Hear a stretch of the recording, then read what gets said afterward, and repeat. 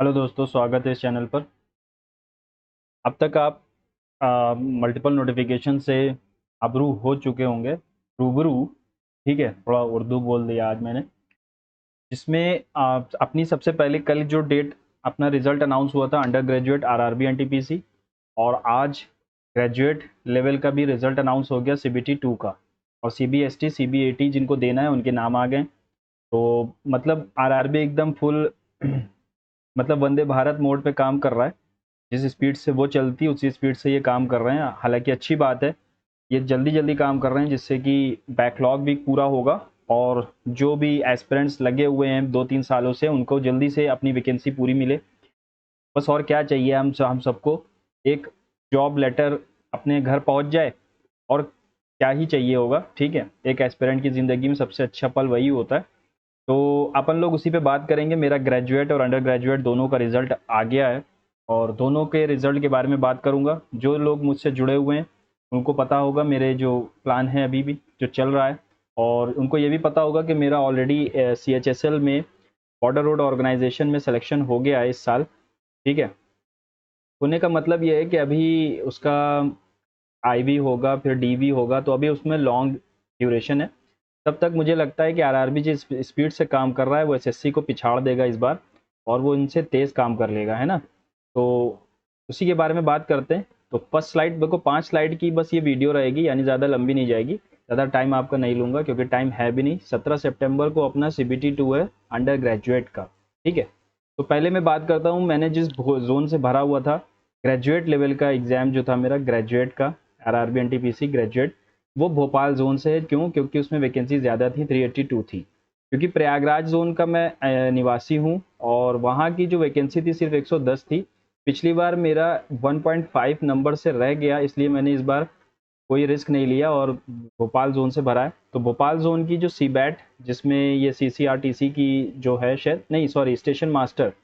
ठीक है, station master की जो वैकेंसीज हैं उनके लिए जो सीबैट होगा उसकी यूआर की कट ऑफ 79 गई है।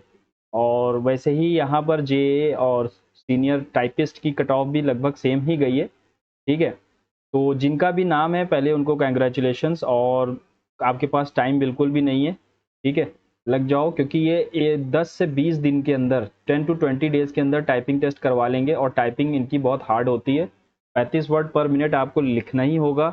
और विदाउट, मतलब उसमें बैक स्पेस तो होता ही नहीं है। एसएससी की टाइपिंग में तो आपको बैक स्पेस मिल जाएगा, और इसमें तो बैक स्पेस होता ही नहीं है। तो आपको अब बिल्कुल भी टाइम वेस्ट नहीं करना है इसके अंदर, मतलब वीडियोस में और किसका क्या रिजल्ट आया, आप अपने टाइपिंग की तरफ लग जाओ।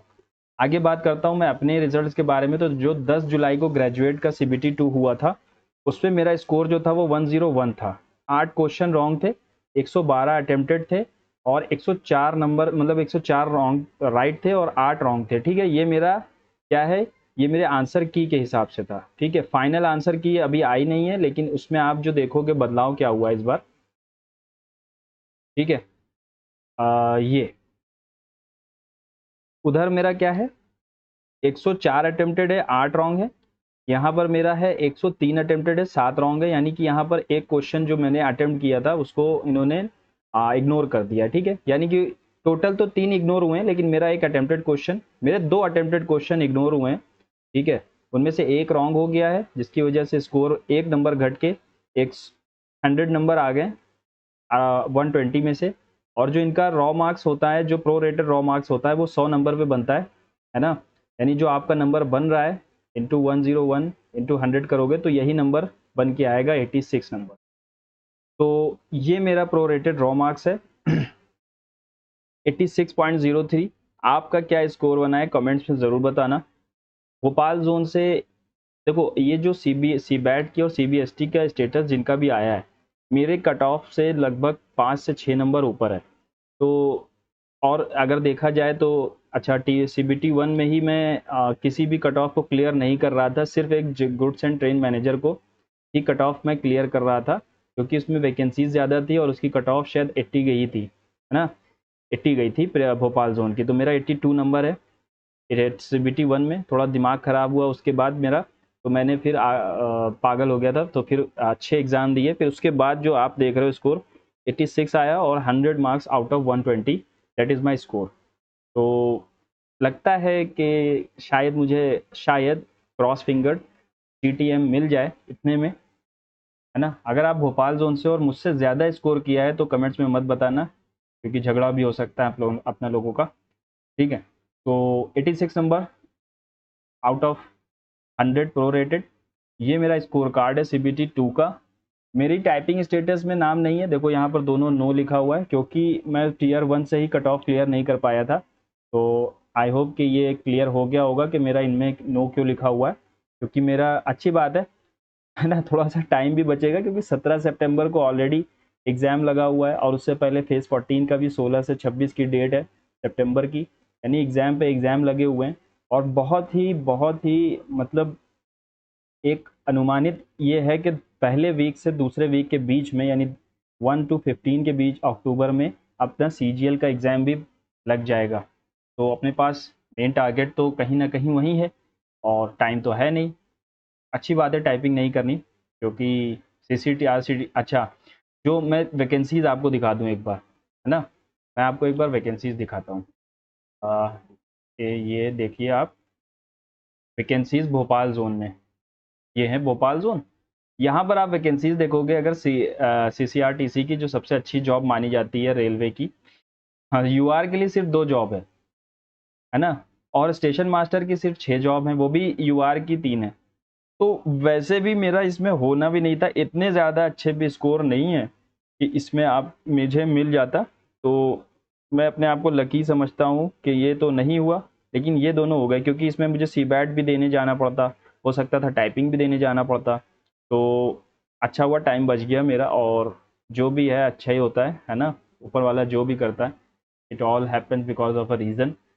तो सबसे ज़्यादा वैकेंसीज जो हैं वो गुड्स एंड ट्रेन मैनेजर की हैं 291 वेस्ट सेंट्रल में, और वेस्ट रीजन में 46। वेस्ट सेंट्रल यानी कि आपका ये यूपी से मिलता हुआ होगा, है ना, यूपी दिल्ली ये सब। वेस्ट रीजन में ये महाराष्ट्र की तरफ से ज़्यादा जाएगा, ठीक।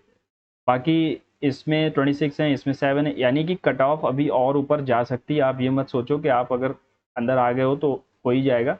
इसकी कट ऑफ, इन सबकी पोस्ट की कट ऑफ और ऊपर जा सकती है, क्योंकि वैकेंसी सबसे ज़्यादा इन्हीं में कम है ना। तो टाइपिंग को हल्के में मत लो, टाइपिंग को जल्दी, मतलब टाइपिंग से भी बहुत से लोग बाहर होते हैं और उसके बाद भी कट ऑफ ऊपर जाती है। तो टाइपिंग को हल्के में मत लो और अपनी तैयारी सही से करो, ठीक है। अब चलते हैं अपनी आ, जो मैं बात कर रहा था उसके ऊपर, ठीक है। ये ग्रेजुएट लेवल की मेरी बात हो गई आपसे। अब मैं अंडर ग्रेजुएट की बात करता हूँ। जो कल इसका रिजल्ट आया, बहुत ही तेज़ काम किया है SSC वालों ने, सॉरी RRB वालों ने, क्योंकि 20 जून को एग्ज़ाम लिया था इन्होंने मेरा CBT 1 की कट ऑफ मेरे प्रयागराज जोन से है, क्योंकि मैंने इसमें वैकेंसी दूसरे नंबर पे सबसे ज़्यादा थी अंडर ग्रेजुएट में, ठीक है। जिन्होंने 12 प्लस वालों के लिए होता है जो, इसमें 3 वैकेंसीज होती हैं, टाइपिस्ट की नौकरी होती है 2, और एक होती है जॉब अपनी TC की, ठीक है। तो उसकी कट ऑफ आप देख सकते हो, 83 गई है, 85 गई है और 86 गई है, मतलब इसमें भी कट ऑफ हाई है, हल्की तो नहीं है प्रयागराज जोन में। लेकिन अपन को इससे क्या लेना देना है, अपन का तो कट ऑफ से स्कोर ही इतना ऊंचा है। 92 कट ऑफ बना है, सॉरी नॉर्मलाइज स्कोर 92 बना है, और जो मेरा रॉ मार्क्स था वो 87 था। मैंने क्वेश्चन जो करेक्ट किए थे वो 89 किए थे, टोटल अटेम्प्ट 93 थे। यहाँ पर भी देखा जाए तो इग्नोर क्वेश्चन 2 हैं, ठीक है। और total number of question 93 attempted थे, 4 रॉन्ग थे मेरे, ठीक है। फिर जो स्कोर बनता है 87 प्रो रेटेड, हाँ 100 में से 89 बना, क्योंकि ये इग्नोर करके जो बनता है वो अलग है, और जो नॉर्मलाइज है वो 92 है, मतलब है अच्छे खासे स्कोर हैं। तो इसमें आराम से मेरा कट ऑफ क्लियर हो गई। अब बात आती है CBT 2 की, जो कि 17 सितंबर को लगा हुआ है। तो अब अगर जिनको गाइडेंस की ज़रूरत है वो मुझे कमेंट में पूछ लेना, मैं सारी गाइडेंस आपको बता दूंगा। 17 सितंबर की डेट है आपकी, आपको बिल्कुल भी लैग नहीं करना है। ग्रेजुएट में नहीं हुआ था तो आप सैड थे, अंडर ग्रेजुएट में हो गया है तो आप अब नर्वस हो। तो इन सब चीज़ों से फिर आपका होने वाला तो है नहीं अगले 2 साल भी, ठीक है। नर्वस होने का टाइम बिल्कुल भी नहीं है आपके पास। बस एक ही गाइडेंस होगी, और वही गाइडेंस ये है कि आप बस अपने जो भी टारगेट्स को लेके चले थे अब उनको पूरा करो सबसे पहले। और सबसे इम्पॉर्टेंट चीज़ जो है वो GS है इस सेक्शन में, मतलब इस CBT 2 में अंडर ग्रेजुएट के। तो GS को बिल्कुल भी इग्नोर मत करो, GS पे सबसे ज़्यादा फोकस करना। ठीक है। और जितना हो सके पीवाईक्यूज़ पे ध्यान दो, इनकी पीवाईक्यूज़ लगभग रिपीट हो रहे हैं, है ना, आरआरबी वालों के, क्योंकि अब ये जागे हैं, धीरे धीरे एग्ज़ाम लेना शुरू किया है, तो चेंजेस अभी नहीं कर रहे हैं। तो सबसे बड़ी गाइडेंस यही होगी। देखो यहाँ पर ईडब्ल्यूएस की कट ऑफ इसलिए नहीं है क्योंकि यहाँ वैकेंसीज़ नहीं थी दूसरे और तीसरे कैटेगरी पे, तो थोड़ा घाटा भी हो जाता है कोटा में, है ना। तो ये मेरा स्कोर कार्ड है, मेरी गाइडेंस आपके साथ रहेगी। आप में जो पूछना है कमेंट्स में पूछ लेना। आपका स्कोर और आपका जोन क्या है, आपके रिजल्ट में नाम है, आपकी टाइपिंग प्रैक्टिस कैसी चल रही है, कोई भी क्वेरी हो पूछ लेना, अपन लोग जवाब देने के लिए बैठे हैं, ठीक है। और तो एक बार फिर से दिखा देता हूँ, मैं अपने ग्रेजुएट का ये स्कोर कार्ड है। 100 नंबर्स आए हैं आउट ऑफ 120 और 86 प्रोरेटेड है। और ये आ गया अपना अंडर ग्रेजुएट का स्कोर कार्ड, ठीक, 92 नंबर है। मिलते हैं अगली वीडियो में। कोई भी क्वेरी हो, डिस्क्रिप्शन में मेरा टेलीग्राम चैनल है, वहाँ पर जुड़ जाओ, ये सारी वीडियोस मैं आपको वहाँ पर लिंक दे दूँगा। मिलते हैं अगली वीडियो में। Goodbye and see you soon.